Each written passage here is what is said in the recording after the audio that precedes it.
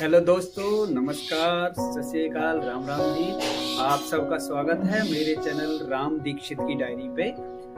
और आज मैं आपके लिए लेके आया हूँ एक छोटी सी और स्टोरी जो इंस्पिरेशन वाली है, इंस्पायर करने वाली है। कहानी इस तरीके से है कि एक बार एक साधु होता है जो रास्ते में कहीं जा रहा था, तो उसको रास्ते में अंधेरा हो जाता है। तो वो देखता है कि बाहर एक सामने एक घर बना हुआ है जो बाहर एक जंगल में है और उसके आसपास खेत हैं जिनमें कुछ भी नहीं बोया हुआ, खाली खेत थे। तो वहां देखता है कि उस घर में जाके एक किसान है, उसके बच्चे हैं और उसकी वाइफ है और साथ ही में एक गाय बंधी हुई है। तो उस साधु उसके घर जाता है और रात उसको ठहरने के लिए उससे बोलता है कि मुझे रात को अंधेरा हो गया जाने में, अगर आपको परेशानी नहीं हो तो मैं रात को यहाँ रुक सकता हूँ। तो उस किसान ने उसको बोला कि ठीक है, आप मेरे यहाँ रुकिए, मैं आपका जो भी हमसे सेवा बन पाएगी हम आपकी सेवा करेंगे।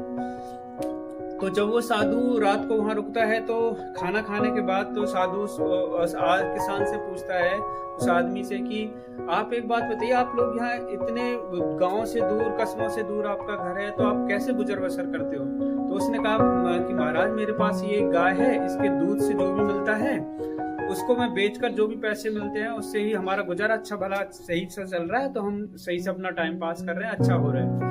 तो उसने बोला कि साधु ने, तो फिर क्या आपके पास कोई जमीन या ये है जो इतनी सारी, इसको आप बिजाई वगैरह क्यों नहीं करते हो? तो महाराज, हमारे लिए तो गाय ही काफी है। ठीक है। तो रात को जब वो किसान जाके सो जाता है तो वो जब साधु सुबह 4 बजे उठता है तो रात को उसकी गाय को खोल के छोड़ देता है जंगलों में। तो वो गाय वहां से चली जाती है।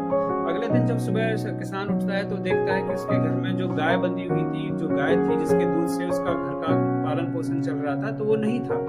तो उसने सोचा, यार अगर मेरा गाय चला गया तो अब मुझे क्या करूं?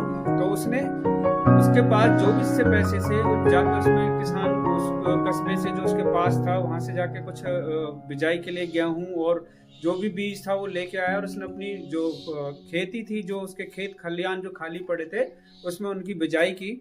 और उस बिजाई से उसको इतना ज्यादा फायदा हुआ कि उसको बहुत सारे उसके पैसे मिले और उसी से उसका जो घर था उसने अपना घर बनाया और अपने रहने का अच्छे से इंतजाम किया।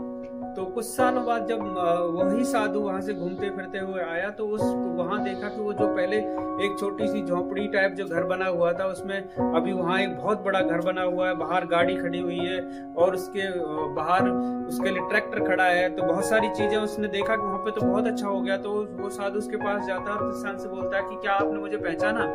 तो किसान बोलता है, हाँ मैंने पहचाना, पर महाराज आप पिछली बार जब आए थे तो आप मेरी गाय को यहाँ से चुरा के ले गए। तो उस महाराज ने बोला कि नहीं। तो साधु ने बोला, नहीं, मैं आपकी गाय को चुरा के नहीं लेके गया था, मैंने आपकी गाय को खोल दिया था।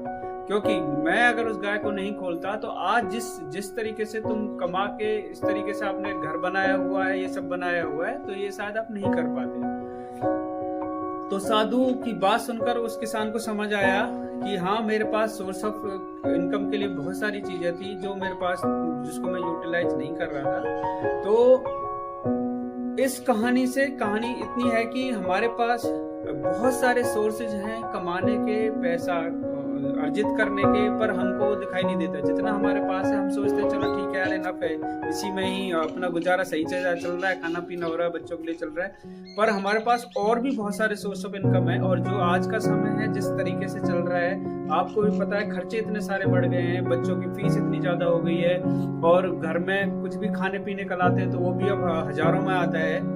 तो आपके पास जो भी, अपने आसपास देखिए कि आपके पास क्या क्या सोर्स ऑफ इनकम है, किस तरीके से आप अपनी अर्निंग बढ़ा सकते हैं। तो वो अपनी अर्निंग उसी तरह से अपने अर्निंग बढ़ाएं, है ना। तो मेरा इस कहानी से यही एक क्या कहते हैं आपका एक मॉरल ऑफ द स्टोरी ये था कि हमको एक ही किसी सोर्स पे नहीं टिके रहना है। अगर हमारे पास और सोर्स ऑफ इनकम है जिससे हम और अर्निंग कर सकते हैं, बेहतर अर्निंग कर सकते हैं, तो हमको उनको यूटिलाइज करना चाहिए और अच्छा पैसा, अच्छी चीजें, अच्छा रहना, खाना पीना और अपने बच्चों की परवरिश अच्छे से करनी चाहिए। तो यही है आज का जो स्टोरी है। अगर आपको मेरी स्टोरी अच्छी लगी हो, आपको मेरे कुछ वर्ड्स अच्छे लगे हों, तो कृपया